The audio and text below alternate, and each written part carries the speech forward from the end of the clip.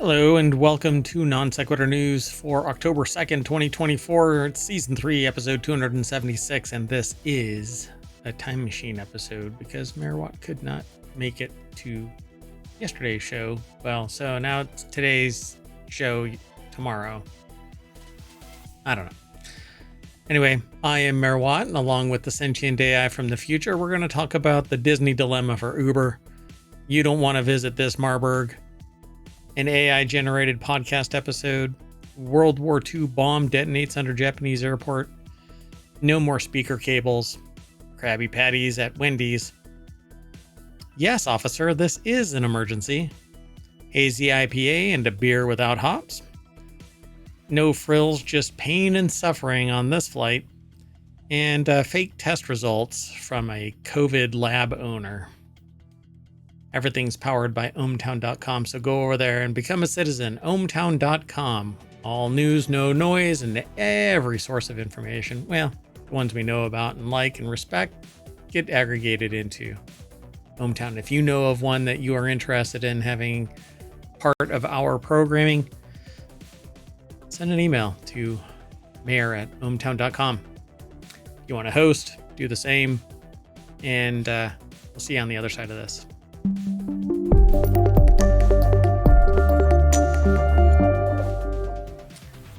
So welcome to the show. Oh, my watch is picking up reflection of lights. Okay, gotta remember that. Hello, sentient AI from the future. Hello, Mayor Watt, and hello, hometown citizens. Pick up that can. Oh wait, that's not what you say anymore. You never did, actually. Or ever. Whoops. Maybe it's just me.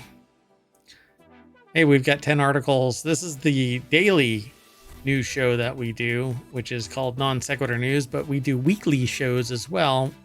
It's a reduced playlist, only 5 articles, but all of our news that we think would be worthy for inclusion for the day will be part of a list that gets posted over on Patreon. So go over there and follow us. Join us there on Patreon. There's a free tier and there's a paid tier, and everybody gets it, but we'd like you to sign up over on Patreon. It's real easy to find us. ohmtown is over there. Okay, let's get into this.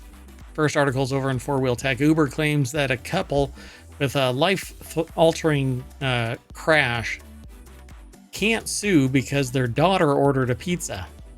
Boy, does this sound familiar? They're taking a page out of Disney's playbook. Yeah, so I titled this section The Disney Dilemma for Uber. New Jersey couple John and Georgia McGinty were riding in an Uber in March of 2022 when their driver got into a wreck. They both survived, but Georgia spent a week in critical care with a fractured spine and abdominal trauma, while John escaped with quote-unquote only a broken sternum and a hand injury. Well, you know how it goes nowadays, right?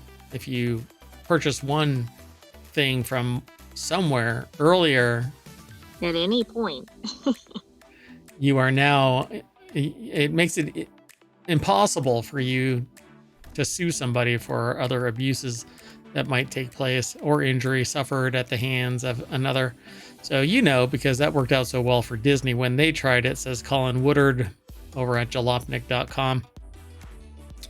Yeah, pretty wild. As the Independent reports, when the McGinty's tried to sue Uber over the crash, the judge determined they couldn't because they'd agreed to the app's arbitration clause in its terms of use when their daughter used Uber Eats to order a pizza. I mean, what's the biggest risk when you're ordering food? That your food doesn't show up, or it shows up one slice at a time or something? You don't expect this. Indemnification for anything in the future. Yeah, pretty wild. So unfortunately for the McGinty's, the fact that something can be so laughably absurd doesn't mean it's not legal. The New Jersey Supreme Court issued a ruling saying, quote, we hold that the arbitration provision contained in the agreement under review, which Georgia or her minor daughter, while using her cell phone, agreed to, is valid and enforceable. That's right. Not only is it enforceable because their minor daughter may have ordered a pizza through an adult's phone. Apparently that gives somebody carte blanche to also invalidate a prosecution for an Right, it's accident. even worse than the Disney in that sense. Obviously, not the severity of what happened, but It's insane. So how would I ever, quote, how would I ever remotely think that my ability to protect my constitutional rights to a trial would be waived by me ordering food? John told The Independent. George also questioned how the court could rule that the authorized her child to waive that she, the adult, authorized her child to waive their rights to go to a trial if they're injured in a car accident.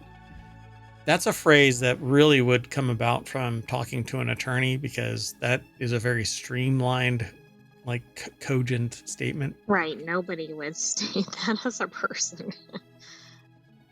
You would just kind of snap and go, "What the frick?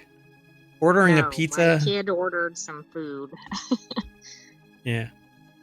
That's so my attitude is the same as the author here. It says, if this bullshit sounds familiar, that's probably because Disney recently tried the exact same thing when a man filed a wrongful death lawsuit against the company after their wife died from an allergic reaction after they had been the restaurant had been notified that they were allergic to certain things and assured that it would have been remedied in the kitchen. Well, that didn't quite take place. Well, anyway, the Disney Plus terms of service requires them to go to arbitration. Let's just say they backed off of that, swallowed their legal tail. I would have said pride, but stuck their tail so far between their legs it went all the way around and landed in their mouth. Oh, Anyway, like an Aurorabus. yes. Um, but there used to be a website called Eft Company.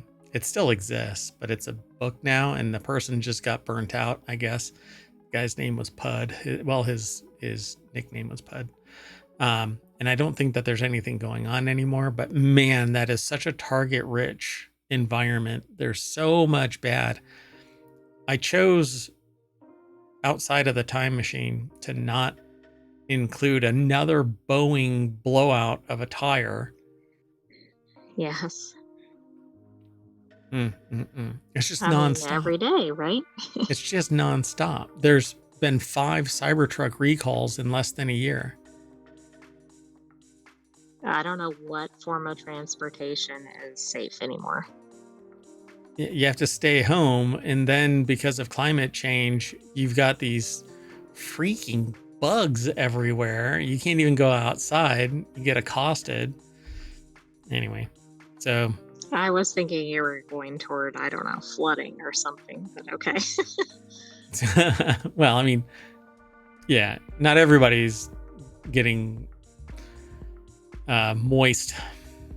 Anyway, let's move on. The next article is over in the Mobile Channel. We only have the title from this, and I don't even know if I'm going to be able to read it, but Hamburg train station platforms have been closed over a suspected Marburg case.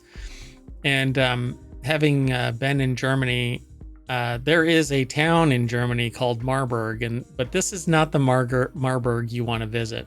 Just letting you know. I didn't know there was a town named Marburg in Germany. Yeah. So this is over at telegraph.co.uk. Maeve Cullinan is the global health security reporter, which seems like niche within the niche. But yeah, parts of Hamburg's train station were cordoned off on Wednesday afternoon after 2 train passengers suspected of carrying the highly lethal Marburg virus were detected. Passengers were evacuated from a train after a man with a recent travel history to Rwanda developed flu-like symptoms. What about the other person? Well, one person developed them. The other person was associated, if I remember right. Okay.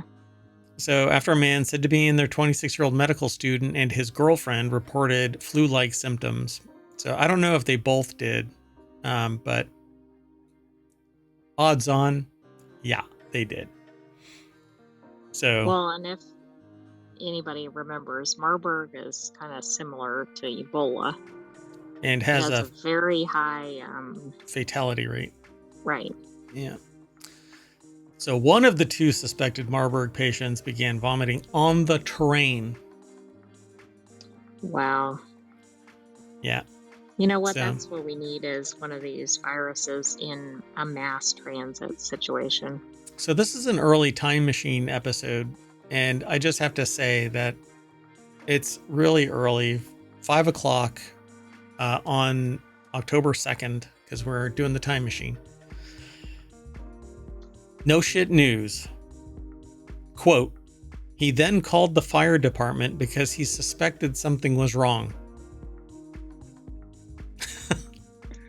Okay, that's a little odd because most people probably don't call the fire department if they get sick. So, Well, yeah. what did that person know they encountered? They came from Rwanda, and Rwanda is currently battling what is believed to be the fourth largest outbreak of Marburg in history. At least 9 people have died, dozens more infected since the first cases reported just last Friday. I don't know. Do we learn any lessons? Well, we all can't just turn off all the borders and the airports. I think we need to come up with something that does screening in a faster way. But borders are going to end up being 20 miles wide so that you can store all the people while they're being tested. Well, But exactly, because you can't let somebody in and infect everybody and then go, oh, wow, you shouldn't come in. yep. Meanwhile, that's exactly what's going on. Everybody's infected, all up in here. Oh, you know what? Mayor Watt forgot to put everything into the,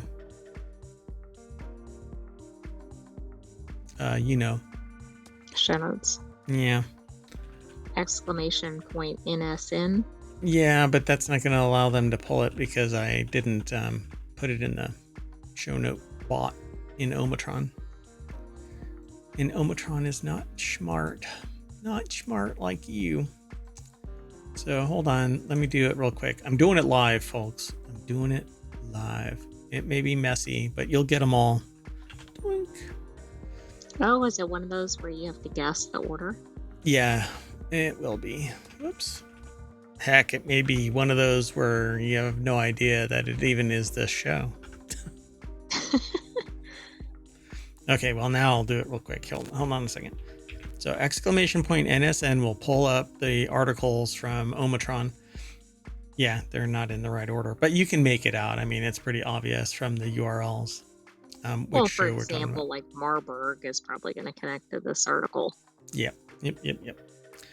Okay, so let's keep going. The next article is over in Warcrafters. Google generated a podcast from one of the authors at PC Gamer's articles.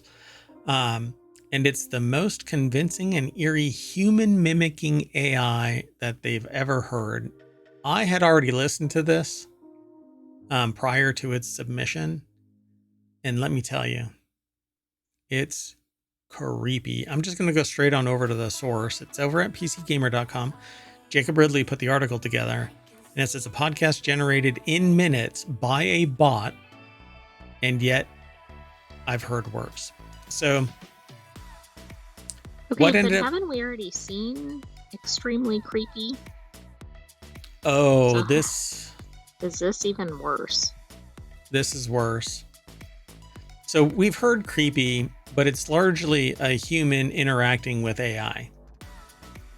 It hasn't been AI interacting with AI, and it's seemingly interviewing. And if you remember, what was the name of the bot that had these? I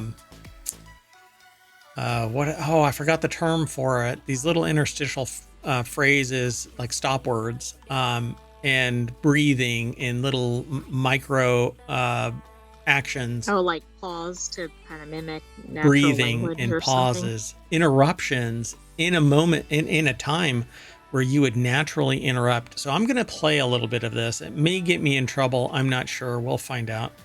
I always get an alert. But what happened was the author wrote something in 2023 called "Cache is King." CACHE is king when it comes to designing the gaming CPUs of the next 20 years.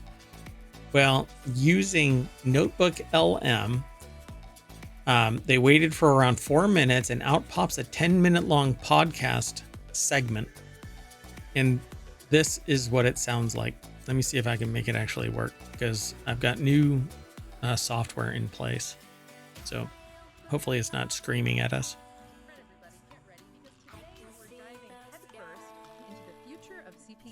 Buckle up. And more specifically, what's going to be powering the games we love in the years to come. Yeah, this is going to be fun. I had this article from PC Gamer you guys sent over about CPU design over the next 20 years, and let me tell you, my mind was blown reading this thing. Yeah, it's amazing how much things are about to change. So true. So let's get right into it. Yeah, absolutely. So the article jumps right into this idea that we're kind of hitting a wall when it comes to CPU speeds. Like, remember the days when you just looked for the highest clock speed and that was it? Right, like a higher number automatically meant a better CPU. Exactly. But apparently... Okay. There is no way that is not two people. That is entirely AI generated using Google Notebook LM, which is free to use. But so they blurt out, what the frick, and basically have to chalk it up at some point. Humans are going to get replaced, even at the podcast level. Now, the reason why somebody watches or listens to a podcast or a stream or something like that is largely because of the person, their personality, the fidelity of the audio, etc. But this just kind of struck me as being surreal, because if a person becomes interactive but uses this as the generator for the podcast,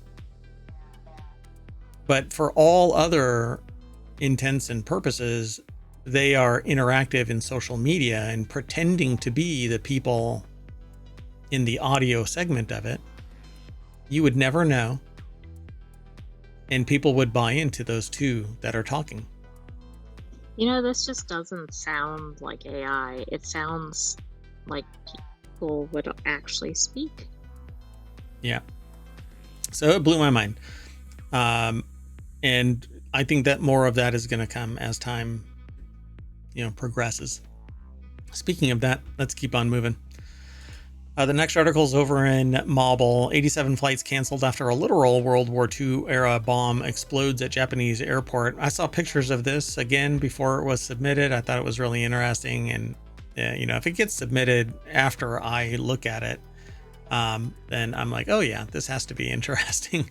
So I tend to include that stuff.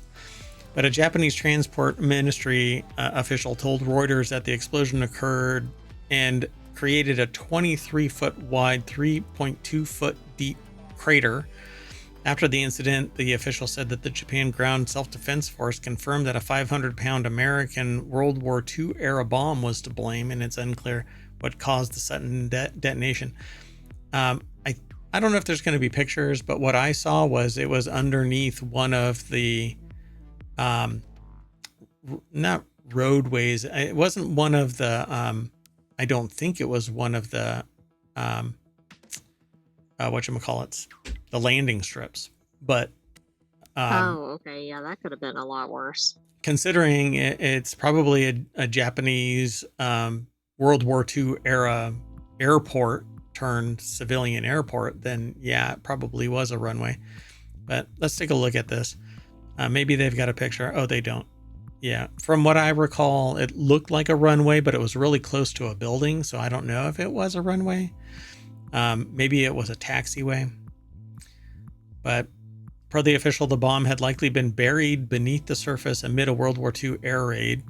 Back then, Miyazaki was a Japanese Navy flight training field. Other exploded bombs have previously been found at the airport, but apparently if it was buried and hadn't detonated, much like what has happened in the Middle East, there have been bombs that didn't detonate when they impacted the ground and they penetrate deep enough. They may get covered up and nobody is going to go around digging after ordnance, So they just cover it up and move on. Japan's top government spokesperson, Yoshimasa Hayashi, told the outlet that no further flight delays or cancellations are forthcoming. Repairs at the airport are expected to be completed by Thursday. I would probably want to do some metal detecting. Yeah, I mean, do they know this is the only one? I don't know. This is not what I would expect when I see, like, oh, a bomb went off. I'm thinking a small one or something, but a 23-foot crater? Yeah. ABC News reported that unexploded bombs from the war remain buried around Japan and are sometimes dug up at construction sites. I mean, as it happens to everybody, right? As one does. Yep. All right, let's keep going. The next article is over in Reality Hacker. No more speaker cables. New tech uses your home's power lines to transmit audio. I don't know how I feel about this. I don't know about this. What happens when you have a 3-day power outage? Oh, you're not allowed to listen to any music or anything. That's how it works. New sound over power line tech might let you position your passive speakers anywhere you can find a power outlet. No speaker cables needed. Now, we've used this technology before, everybody. There's been local area network, Ethernet, power line, or power over Ethernet, or I should say networking over power line adapters, but then you're transmitting all of your data over your power line. It affords you the ability to transmit without running new cable anywhere. All you have to do is plug in, but any noise in the network causes some pretty dramatic delays, and it's not that secure. But the article's over at Digital Trends. Simon Cohen put the article together. No more speaker cables. So I love this idea mainly because I hate speaker wire. Well, I hate wires, and so I try to be as wireless as possible. But with wireless comes security related issues. So if you don't have Wi-Fi 7 now, you should switch. Get as current as possible because it always includes the latest security innovations. But anyway, audio Q, which is probably CU for copper. I think that's copper, isn't it? It is. That's the promise of audio CU or audio copper. I probably pronounced audio copper. A technology developed by Scottsdale, Arizona Facetto. It uses your home's existing power lines to transmit up to 10 channels of lossless high-res audio at up to 24-bit 192 kilohertz from a single transmitter to multiple receivers. I think it's great. It's not the ultimate in fidelity. You can go beyond 24 bits, but 24 bits of data sampled at 192 kilohertz is a tremendous amount of audio fidelity for wireless transmission. I'm not sure if this is good or bad for consumers. Now, as long as you only use it for broadcasting music across your particular power lines, fine. What I don't quite, I've never looked into this, and so I can't really poo-poo it all the way. But if you're sending the signal into your power lines, you're adding noise into your power lines. So is that a fire hazard? No. Well, I mean, what it can do is cause noise. And if you have equipment that is sensitive to noise, then you basically have to worry about it causing problems. Now, I don't know enough about this to dispel that kind of idea that there's something there. So for me to sit there and kind of poo-poo this in any way or endorse it, I would have to do a deeper dive. But it says that it received Dolby Atmos certification for audio Q or audio copper from Dolby Labs, and the company claims it's the first ever audio over power line manufacturer to do so. Incidentally, CU is the periodic table for copper, is what it says in the article.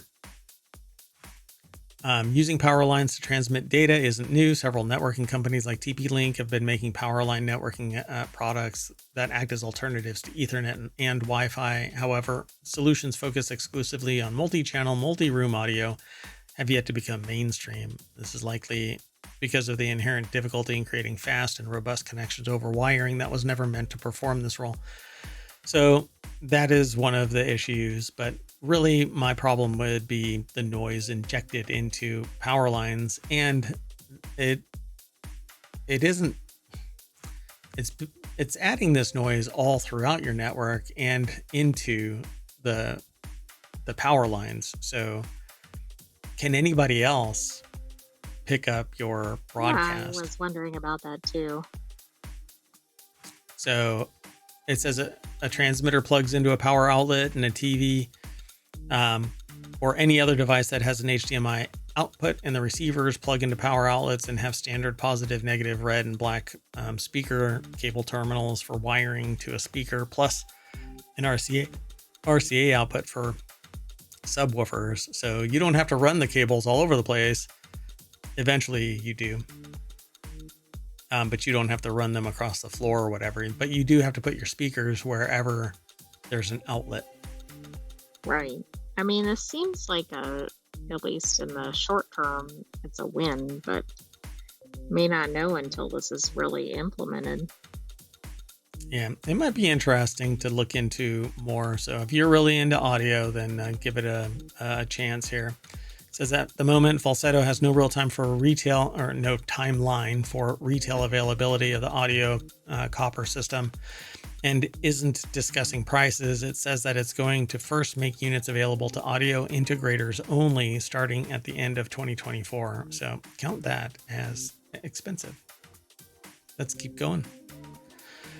The next article is over in Technology Today. It says BEVER. Bever? I don't understand what that means. No, I don't either. I think I saw that too, but it's done, I think, intentionally, because I think I looked at this, but I think it's in the actual article too. So ever wonder what a Krabby Patty tastes like?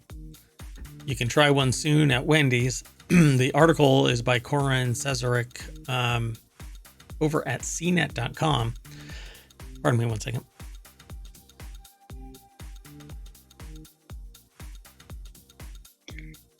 It's okay. I'm back. Yeah. So I still don't know what the BE means. Yeah, so I think it's a glitch in the Matrix because they bold their headlines, and I think it's the HTML code for a bold title. Oh, okay. So just the aggregator kind of derped it. But anyway, ever wonder what a Krabby Patty tastes like? You can soon try one at Wendy's. Corin Cesaric over at CNET put the article together, and the deck statement says the burger chain is celebrating SpongeBob's 25th birthday by adding a Krabby Patty to the menu for a limited time. And here's what to know.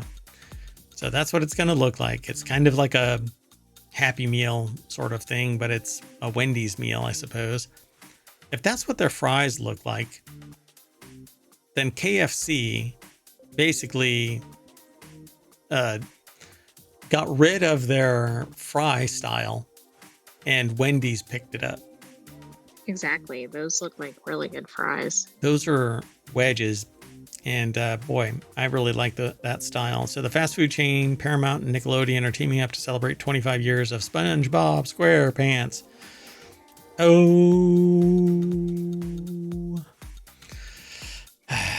Watch out. Now you're going to get a strike. Yeah, really. Who has a marketing agreement between Paramount and Nickelodeon? SpongeBob SquarePants. You're still in tune. So the Krabby Patty collab burger is Wendy's take on the most coveted recipe in all of Bikini Bottom, the chain announced on Wednesday. 2 limited time items will be available to order nationwide in person and on Wendy's app starting October 8th, but don't tell Plankton. So next weekend. Pineapple Frosty sounds pretty good. Pineapple mango flavored puree swirl. I almost said swill because Plankton would say something like that. Okay, so here's what we know. Krabby Patty sounds good too. The Krabby Patty will feature a quarter pound of beef, 2 slices of melty American cheese, crisp lettuce, tomato, pickle, onion, and a top secret Krabby collab sauce on a toasted premium bun, according to Wendy's. And when you read that, it almost reads like 2 all beef patties, special sauce, lettuce, cheese, pickles, onions.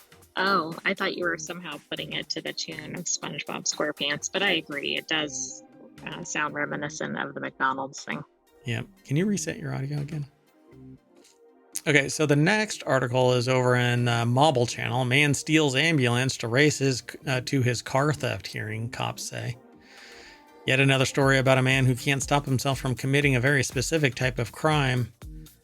A man from Oklahoma named Cody Adams found himself in even deeper legal trouble than he already was in because he allegedly stole an ambulance so that he could make it in time to the courthouse for a scheduled hearing about a previous car that he allegedly stole. You know, that's definitely a way to do it in style. You're still kind of gravelly. All right. So the article is by Louis Prada over at Vice.com. As the story goes, Adams was reportedly at a gas station in the town of Stillwater, Oklahoma, asking anyone who would listen if they could drive him 30 minutes to Pawnee so he could attend a court hearing about a car he had stolen in the past. And nothing says, trust me, like telling people, hey, I've stolen a car. Can I get in yours? According to the Oklahoma Highway Patrol, he hopped in and drove to Pawnee to attend his car theft court hearing. A highway patrolman spotted him ditching the truck and promptly arrested him as he walked into the courthouse. And the trooper ensured Adams attended his hearing and made doubly sure that Adams attended jail right afterward. Oh boy. Medics in Florida were treating a guy in another instance who they believed was under the influence of drugs when he hopped into the driver's seat and sped away. So, you know, ambulances. Why? Wow. Let's keep moving. This one is interesting to me because I'm working on trying to get a show operational about brewing. So in a world of hazy IPAs, these beers use no hops at all. When the American craft beer boom took off in the 1990s, which apparently is in decline now. So I don't see that. I mean, in YouTube, it seems like everything is kind of pretty hot right now. yeah, I think so too. So maybe it's, well, not everybody is susceptible to it, I suppose. I'm turning you up a little bit there. All right. Anyway, didn't take long before we got brews that were hopped to high heaven. But in the grand scheme of beer history, hops are actually a relatively recent addition. Literally a relatively recent addition. Sometime within the last 90 minutes. Sometimes at the last minute, right? Last minute. So, no, your audio. Well, yeah, maybe. I don't know. Keep talking. So, yeah, don't change anything. So, some recipes have you adding hops basically like a minute before the end of the boil. So you decide if you're going to do a 60-minute or a 90-minute boil, and then you can dry hop afterward during the fermentation of the beer, right? And that can be days long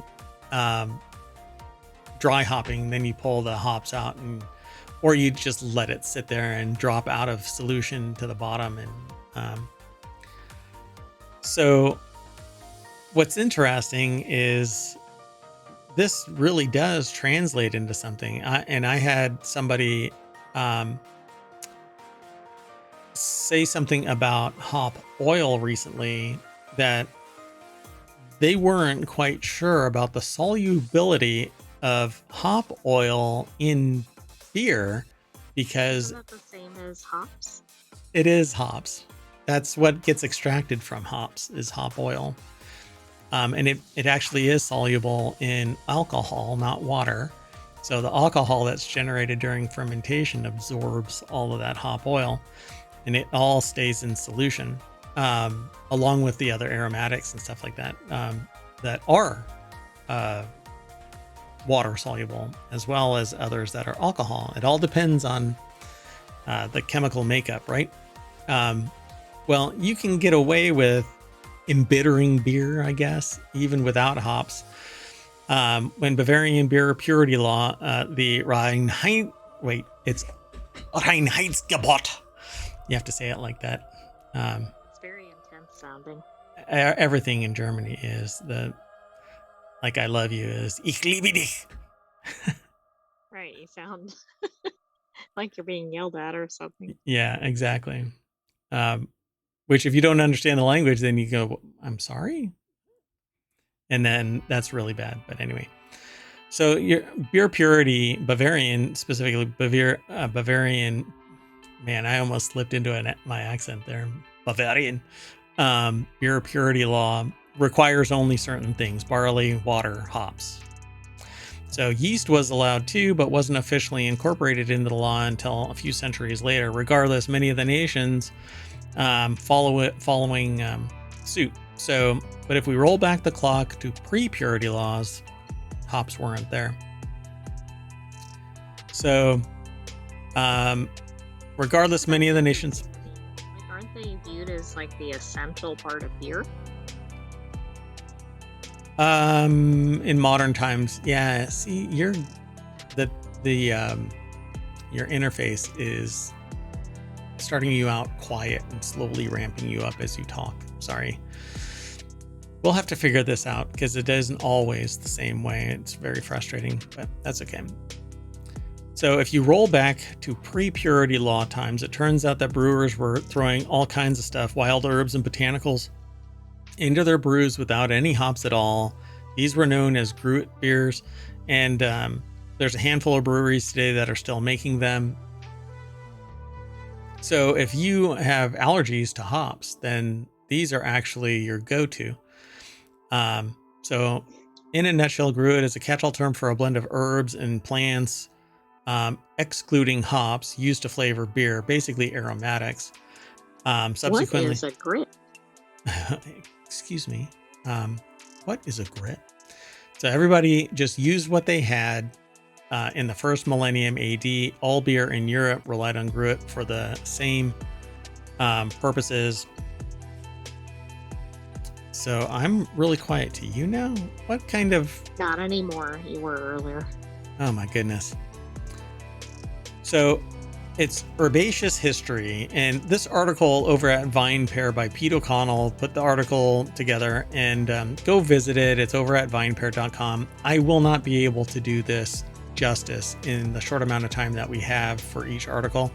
And like all these times, I encourage you to go over and then come back and talk to us about it. Go ahead.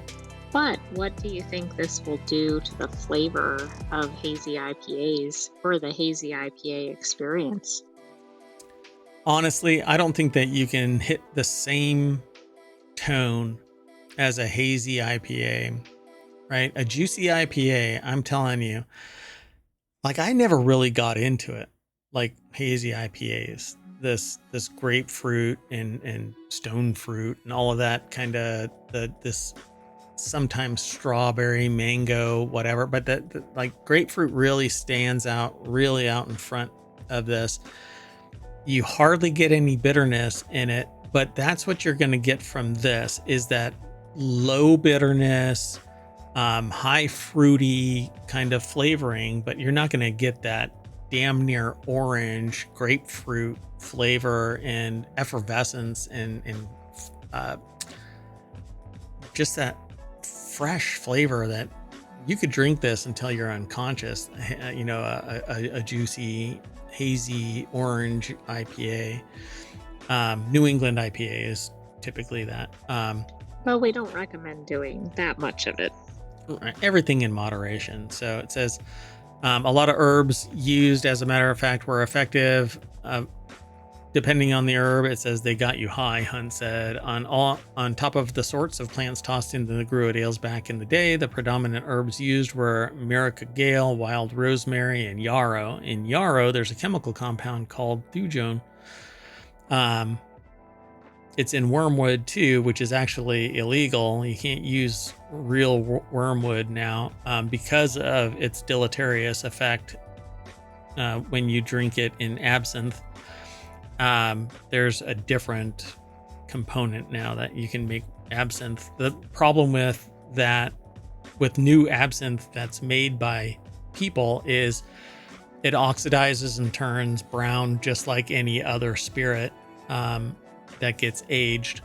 It's just the nature of the beast. And some organizations, some companies tint it with dye so that it stays green. It says it's a bit euphoric, and the federal government today only allows it in insignificant quantities. So you can say that you've put wormwood in it, but it's really just a couple of drops. It's not that much. At least that's what I've been told. I don't mess around with it.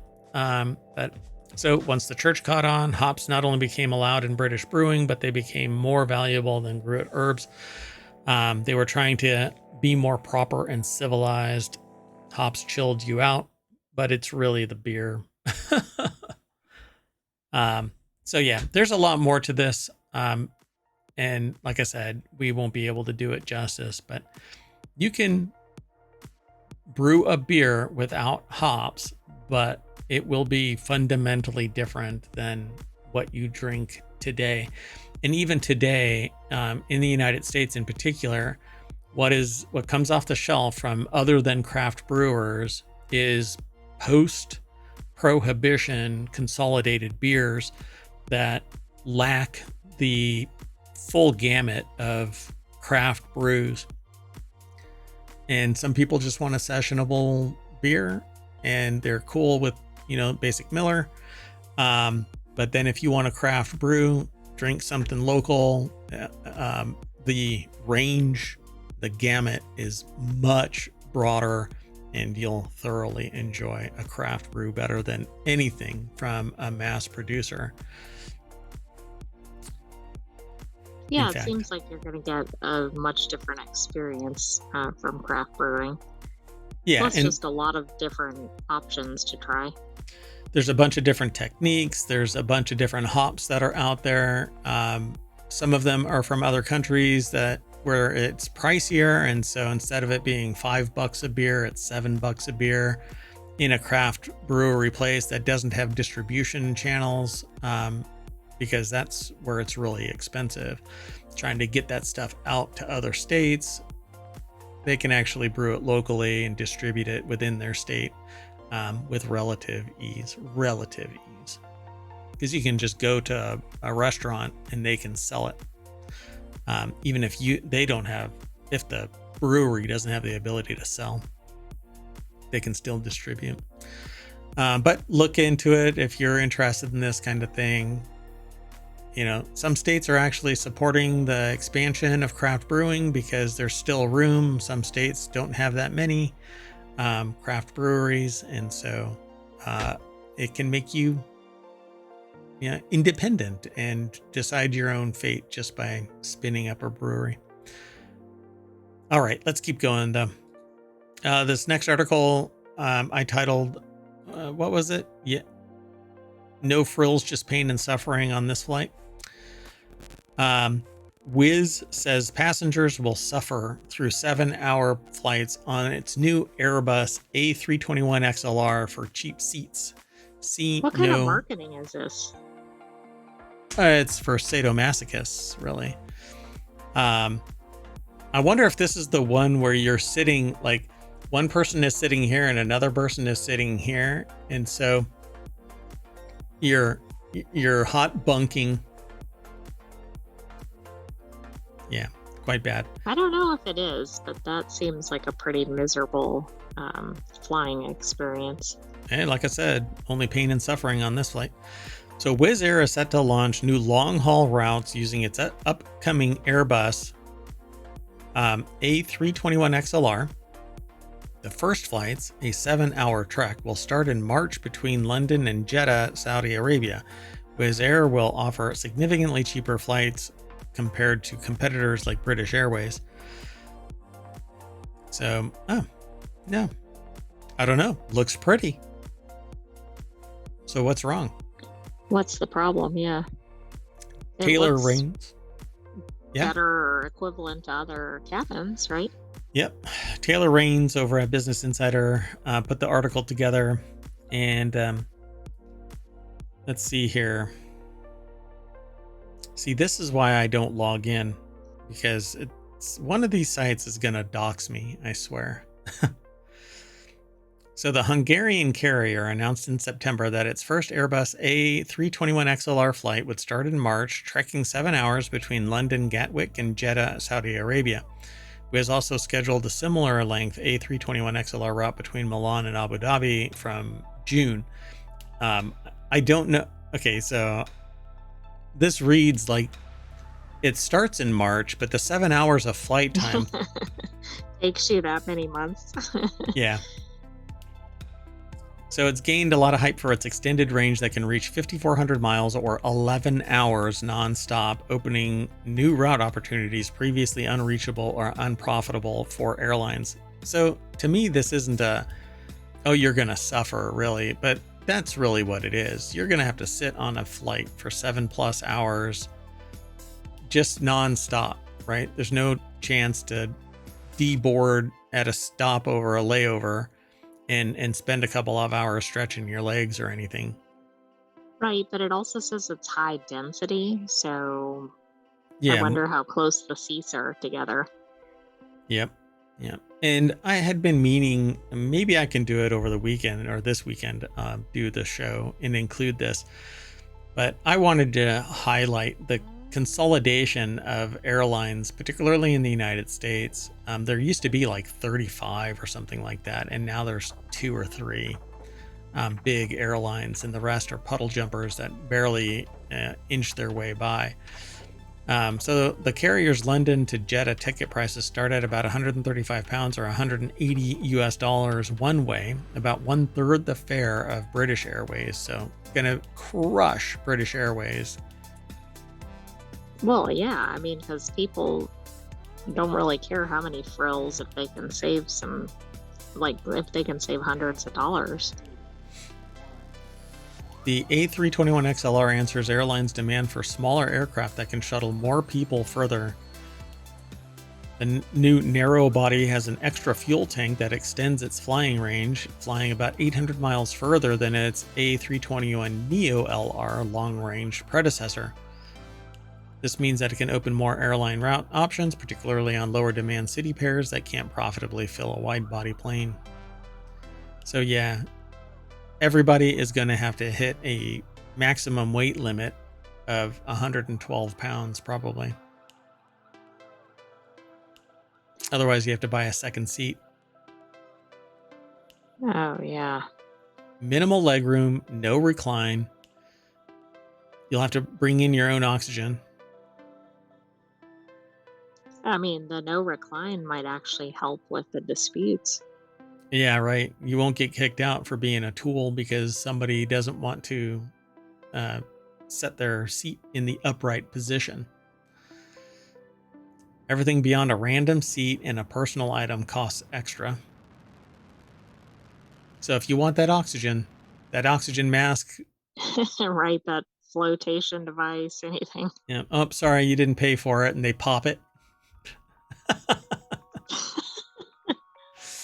Wow.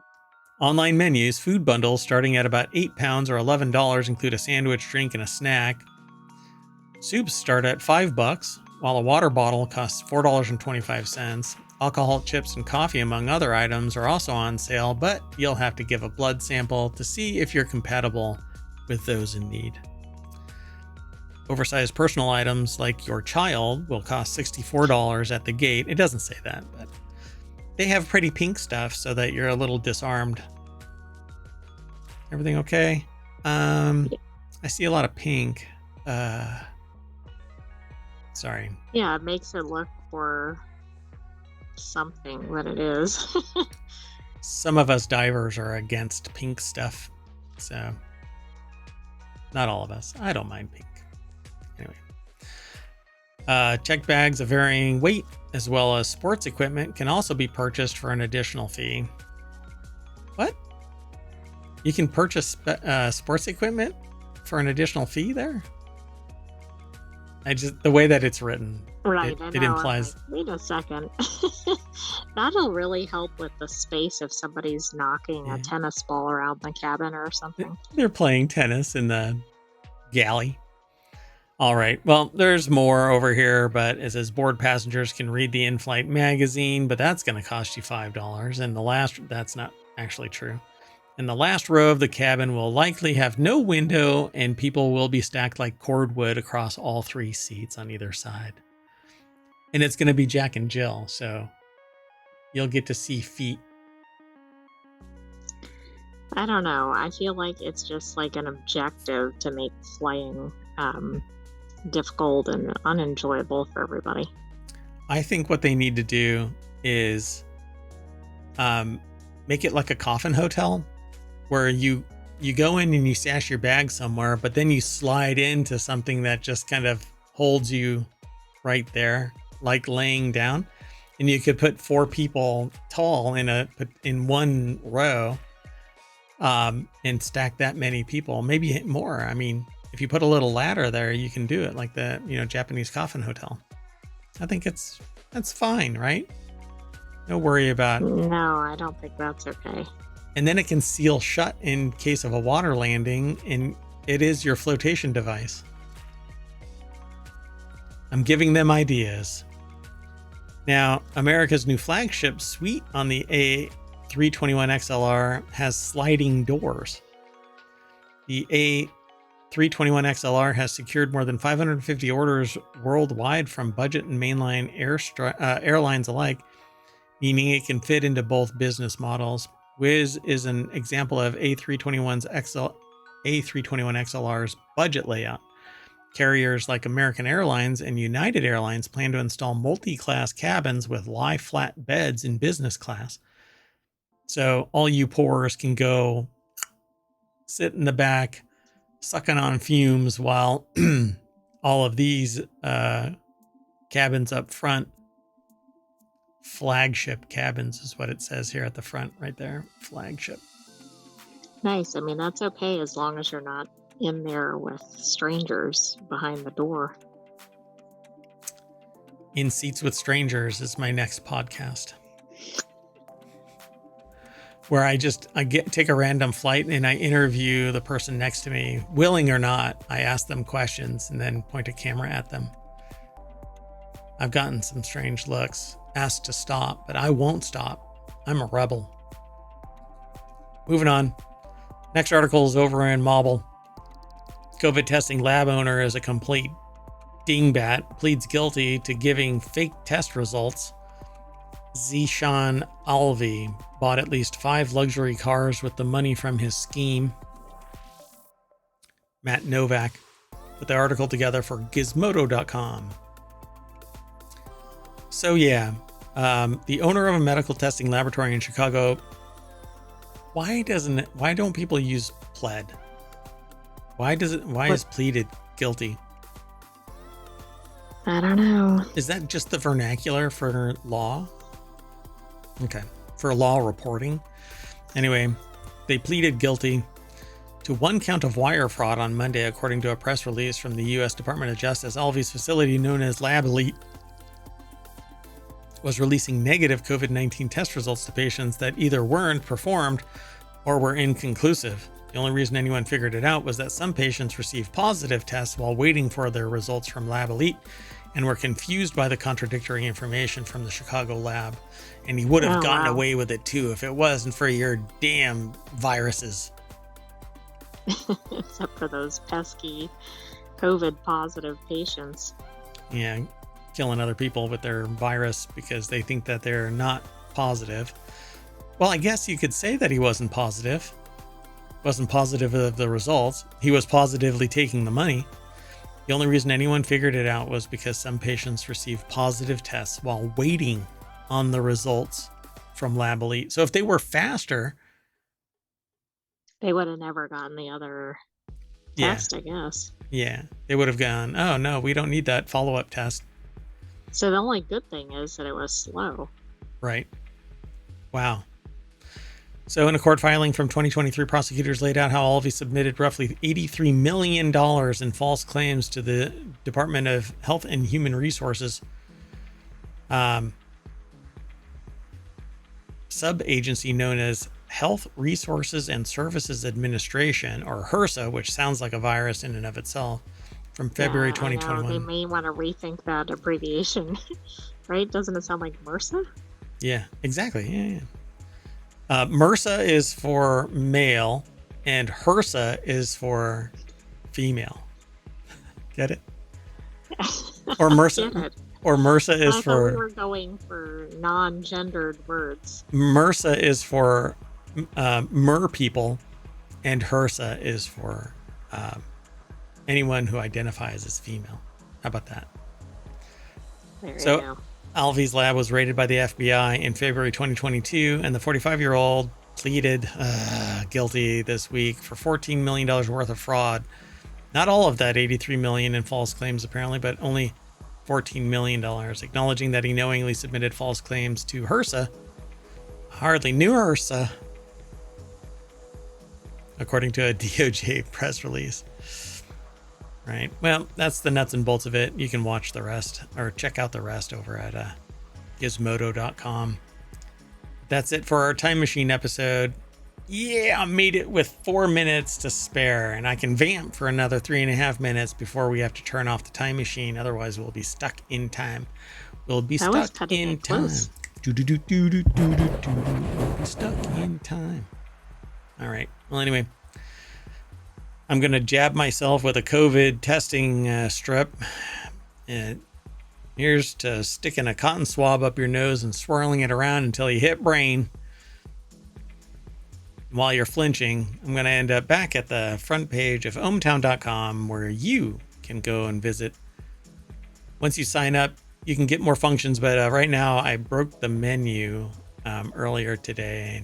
You don't see the hide and the Like ignore saved and and save ignored. links. Yeah. But you can do that. I mean, you can sit there and go like that, and it'll hide it or it'll save it. And I'm risking getting some bad news on the front page while I'm streaming.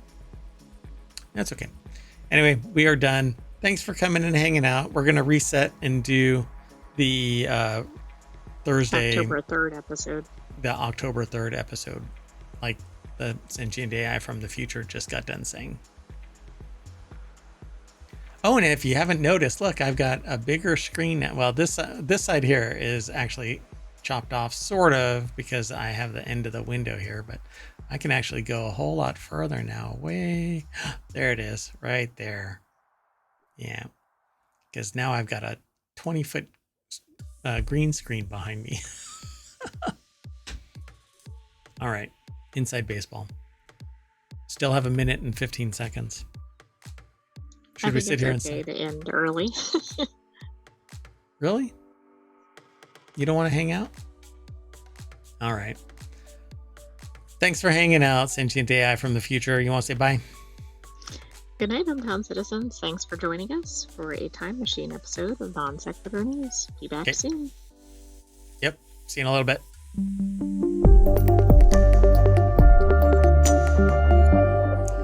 Stay healthy, everybody.